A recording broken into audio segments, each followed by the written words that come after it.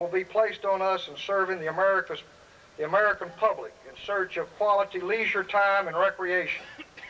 What obstacles do we face in preserving the spectacular scenery in the face of growing development in our mountain region?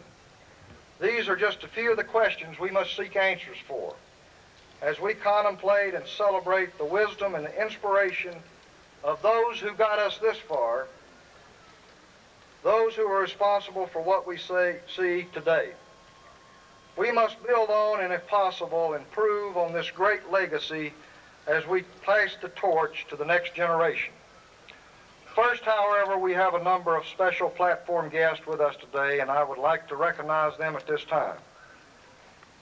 As most of you know, one of the original purposes of the Blue Ridge Parkway was to link two great national parks, Shenandoah in Virginia and Great Smoky Mountains in North Carolina and Tennessee, by means of a scenic motor road designed for leisure travel. We're pleased that the superintendents of these two great parks could be with us today. First, Bob Jacobson of Shenandoah.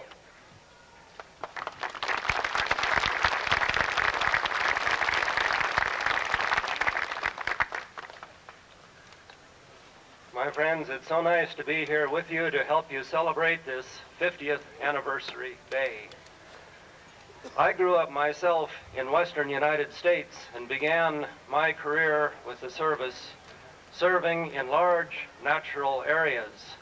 It was during a period of austerity as the nation was trying to regain its economic strength after World War II and the Korean War. It was a period in which there was very little extra money. The national parks were at a low ebb. It was before President Eisenhower worked on the beginning of Mission 66. But as I sat in the West, I looked back and saw that all the money that was being appropriated during those periods was coming to the Blue Ridge Parkway. And it seemed strange to me, because here was a new type of Park Service area. It was without precedent. It was not very well understood. And I must confess, like many Park Service people, I developed a bias, if not indeed a prejudice, against the Blue Ridge Parkway. It wasn't until perhaps 15 years ago, when I moved east myself, that I decided to go out and either reinforce or do away with this prejudice that I had. So I took my family in a camping trailer and started at Rockfish Gap, headed toward Great Smoky Mountains. We intended to make a loop trip and come back up along the ocean. But when we hit the Great Smoky Mountains, we had enjoyed ourselves so well. We had found that my prejudice was ill-founded. We found that the Blue Ridge Parkway indeed stood by itself, alone, as a great area, not simply as the south entrance road to Shenandoah and the north entrance road to Great Smoky Mountains. We turned around and we hit everything on the way back north that we'd missed on our way south, because I feel to know the Blue Ridge Parkway is to love the Blue Ridge Parkway. So I was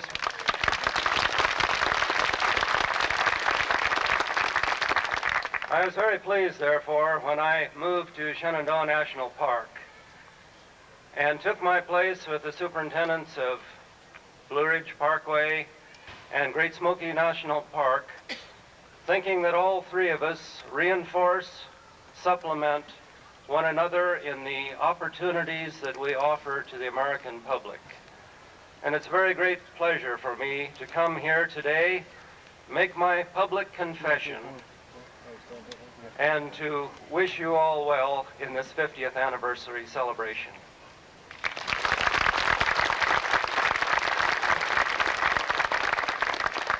Thank you, Bob Jacobson. Next year we'll be celebrating, and we'll be up in your neck of the woods, Bob, the 50th anniversary of Shenandoah National Park. Next, Superintendent John Cook of Great Smoky Mountains National Park, which observed its 50th anniversary last year in 1984. Superintendent John Cook.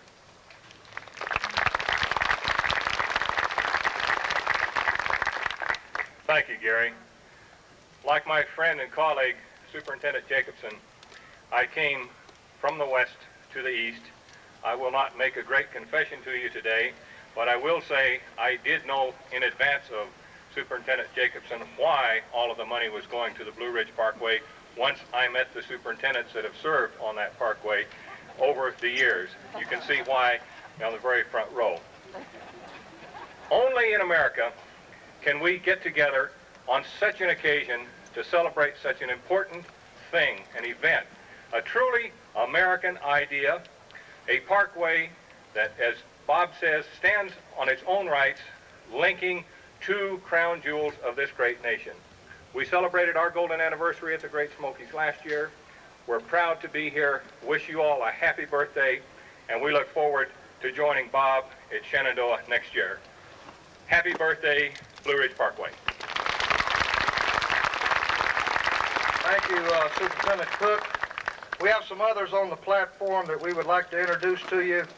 My boss, immediate boss, the Regional Director of the Southeast Region of the National Park Service in Atlanta, Georgia, Bob Baker. Thank you, Superintendent. Distinguished guests and ladies and gentlemen, as the Regional and Director of the Southeast, I want to add my thanks to all of those who have contributed their vision, their ideas, their energies, and their work to complete the Blue Ridge Parkway. But across this country, we have other units of the National Park Service that we're only just beginning.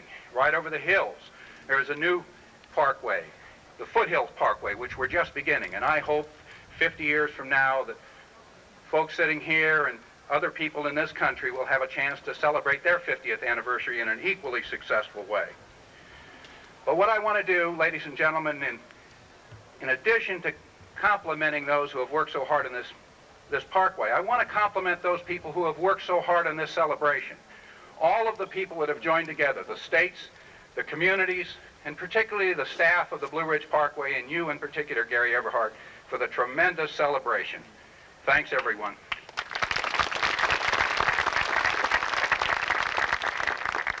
Thank you, Bob.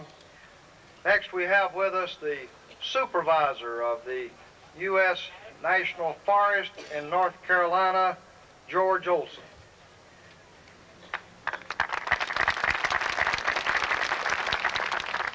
Thank you, Gary, Governor Martin, Governor Rupp, distinguished guests. Boy, what a glorious day to be having a birthday party for the Blue Ridge Parkway. I'll tell you, it's really wonderful. Someone asked what I might want to say out here today, and I said, I think I'll just say what the words of that good country personality, Minnie Pearl, would say, and I'm just so glad to be here. It's really great. But I'll tell you, it's more than a birthday party, though. What it really is, I think, is a celebration of transforming dreams into reality, and a transformation that's not yet finished. The dream is not yet finished. I think it will continue to grow and get better through these next 50 years. As I sit here and look out here at Cumberland Knob, and I look out at a beautiful forest, a beautiful and productive land, and beautiful people, I'm reminded of what the Blue Ridge Parkway is all about. And the parkway serves as an important interface between people and the land.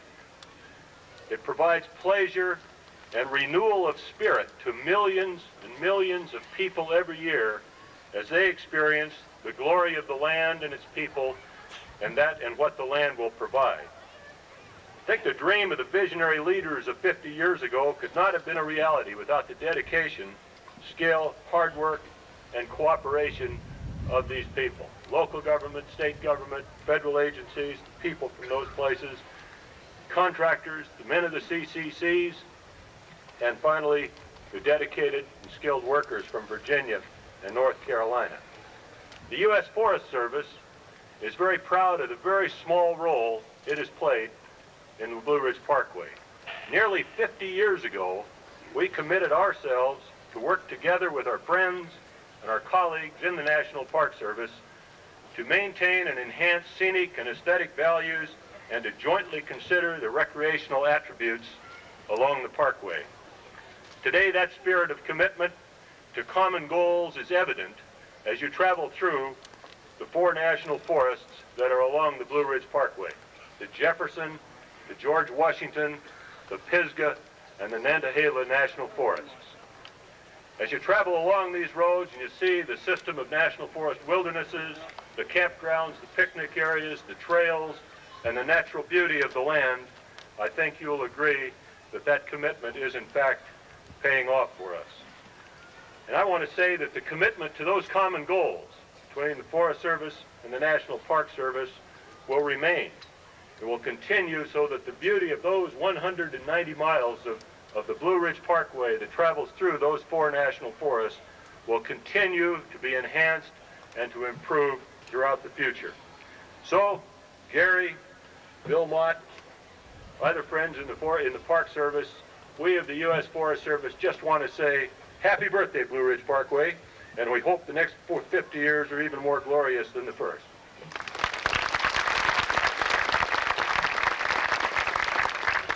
Thank you, George. It's a pleasure to introduce the next gentleman on our platform. We've been working with him for the past 2 years and getting ready for this day. The chairman of the Joint Planning Committee, the 50th Anniversary Planning Committee, Mr. Jack Smith, the executive director of the Roanoke Valley Chamber of Commerce. Mr. Jack Smith, ladies and gentlemen.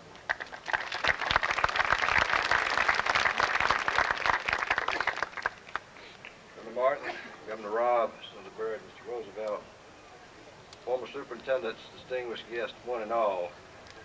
Governor Martin and Governor Robb, about 2 years ago, appointed committees from the 2 states to work with the Park Service for the commemoration of this 50th anniversary event. And I would like to report to them that the group has done yeoman duty. They have met hundreds and hundreds of people hours and have worked very diligently and closely with the Park Service to assure a successful celebration of this world-class travel destination. And I think you both might be pleased to know that perhaps through some of our efforts, attendance is up 10% this year on the Parkway, and the important thing there is that it equates to 2 million additional visitors. And that certainly helps to broaden our base of tourism in Virginia and in North Carolina. I would like to introduce to you the members of this group, if I might please. Senator Byrd from Winchester over here is the honorary chairman of that group. You may applaud it each if you like. I think it might be appropriate, and it'll take 50 more years before we go through this thing again, so if you like, you may applaud each as they're introduced. The North Carolina delegation is headed by Dave Feldman of Waynesville, and David is not here. Alan Holcomb of Banner Elk. Well, he's here somewhere, but we lost him. All right, Thomas Maloney from Candler. Hugh Morton from Linville. Somewhere in the area down there. Spencer Robbins from Floyd Rock. The Virginia delegation the committee is headed up by Ms. Linda G. Dorian Jr. from Scottsville. Mrs. Richard G. Dick from Winchester. Our old friend H.T.N. Ted Graves from Luray. Ted. And Mrs. Mary R. Gwynn from Galax. I would like to thank them personally for the great job they have done in working on this event and extend my congratulations on the 50th anniversary to Superintendent Everhart and all concerned. Thank you. Thank you, Jack. Certainly, I don't know how anybody could be more successful than this group has been. Look at this day and look at this group, look at this crowd of people here celebrating what they've been working on for 2 years. Join me as we give them all a round of applause. A big one, ladies and gentlemen.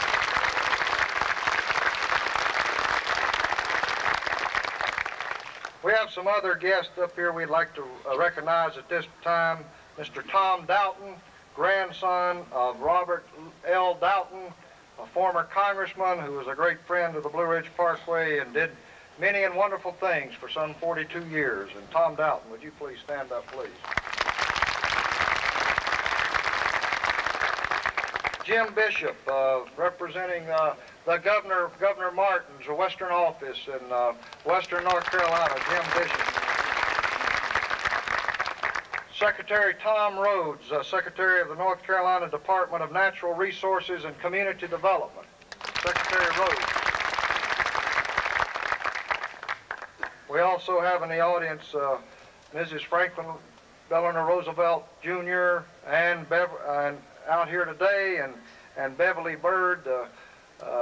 Would you stand up right down here? We were hoping you could be up here with us, but would you stand?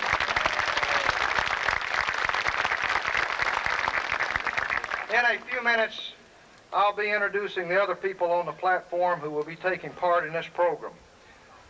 Just for my own, would everybody that's ever worked or been associated with the Blue Ridge Parkway in some fashion either stand or hold their hands up? Let's see how many of them are out there. Every one of them. Hold your hands up. Here's 3 of them up on the...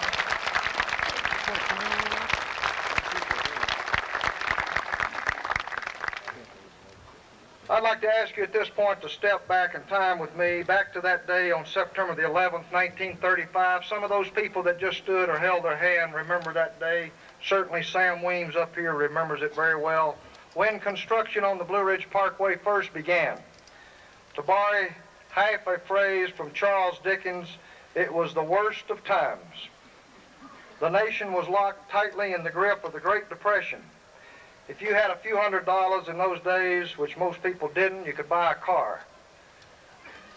A few cents would get you into a movie. Radios were rare and televisions didn't exist. But few really cared. What was on people's minds was simple things like food and survival. A few years earlier, the national government in Washington, in an attempt to ease the misery and suffering that lay across the land, had launched relief programs to put the people back to work. Out of those projects was construction of a scenic road known as the Skyline Drive at what soon would become Shenandoah National Park in Virginia. After Franklin Delano Roosevelt's inauguration as president, Congress quickly passed the National Industrial Recovery Act of 1933 to stimulate the economy. It was in the same year, 1933, that Virginia Senator Harry F. Byrd Sr., aided and inspired by others, first suggested a scenic parkway to link Shenandoah with the Great Smoky Mountains National Park. President Roosevelt and Secretary of the Interior Harold Ickes quickly embraced the idea. The states of Virginia and North Carolina agreed to donate the right-of-way, and by 1935, the initial $4 million was made available to begin the first construction. Imagine the kind of day, if you will, when men and their machines first gathered here at Cumberland Knob to start on their great venture. There was no time for ribbon-cutting ceremonies. Men were anxious to get to work and make some money. The newly hired local workers, about 100 of them, simply snipped through a barbed wire fence and started moving dirt and rock. The first segment of the parkway was 12 miles in length and was completed in 1939. By that time, work was underway on nearly 150 miles of parkway. To help us remember and celebrate that time a half century ago, we have 2 famous sons of the famous fathers who were there at the birth of one of our nation's great ideas. Ladies and gentlemen, please join me in welcoming the first of these very special guests, Franklin Delano Roosevelt, Jr.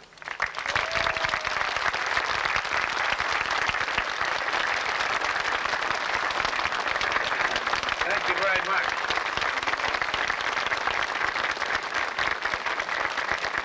Thank you very much.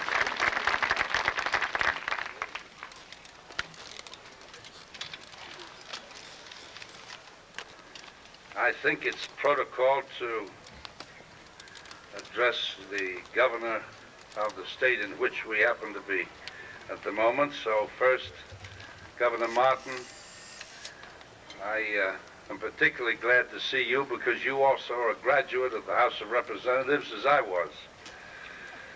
And a very dear old friend, he and his family, Governor Robb of Virginia. It's wonderful to see you. I'll give your mother-in-law my best. And to all the wonderful people who are here, who have taken part over the years in bringing this dream to reality. When Harry Byrd, a very dear and old friend from, actually the first time I met Harry was in 1932 at the Democratic National Convention in Chicago. And his father was a candidate for the presidential nomination. He was and also ran. My father was a candidate for the presidential nomination, and he got it. But Harry and I became friends, and we've been friends ever since, including our days at the University of Virginia. Of course, his father, Senator Harry Byrd Sr., was elected to the Senate in 1932. And it was the following summer, in August of 1933, that these two great leaders and contributors to the welfare of America and to American history were visiting the first CCC camp in the Shenandoah National Park. And the Skyline Drive was being worked on, and it gave Harry Byrd the opportunity to propose to President Roosevelt that these two parks, the Great Smokies in Tennessee and in North Carolina, and Parkway, come up through to join the Shenandoah National Park. You notice that I skipped over one of the great early controversies.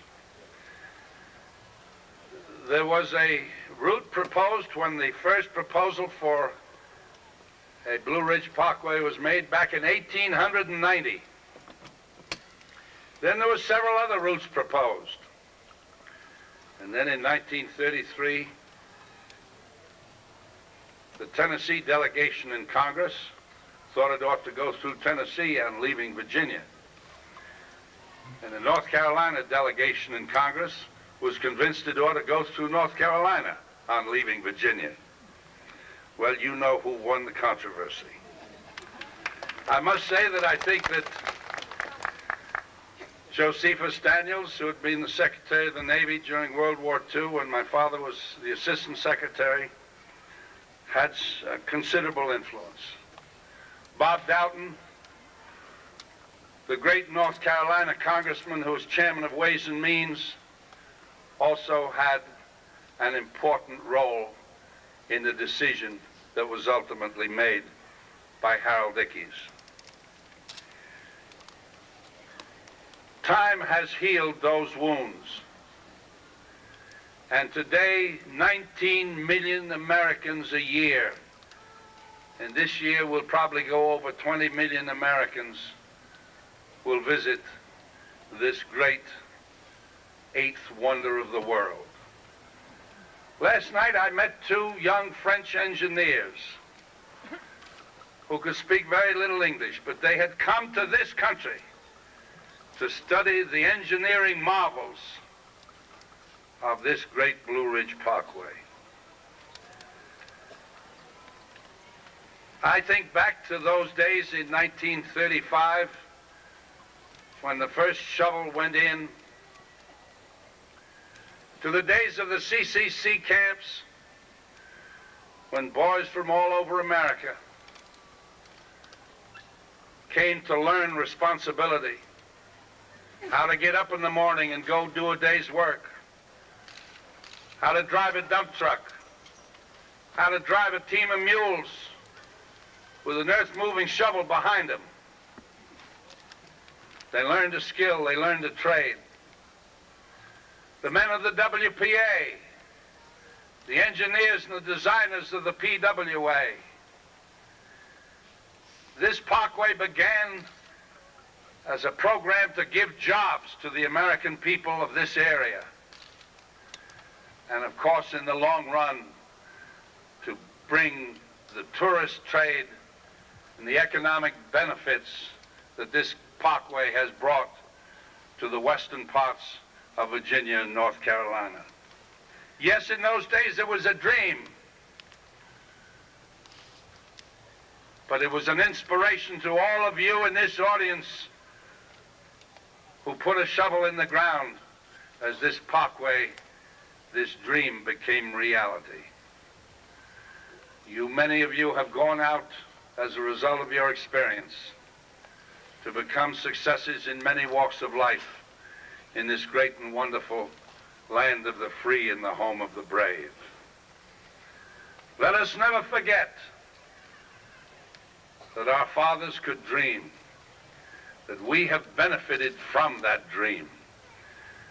And millions of Americans in the years to come will benefit from the dream that became a reality and a great asset to the future of America. Thank you very much. Mr. Roosevelt, we're honored to have you join with us for this celebration, and we appreciate your remarks.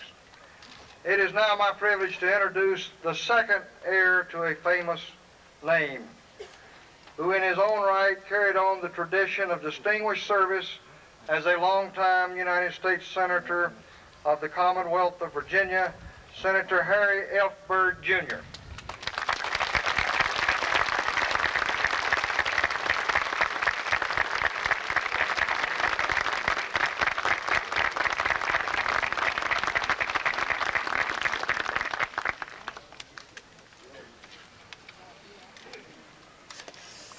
Governor Martin, Governor Robb, ladies and gentlemen, what a wonderful crowd this is. I'm proud indeed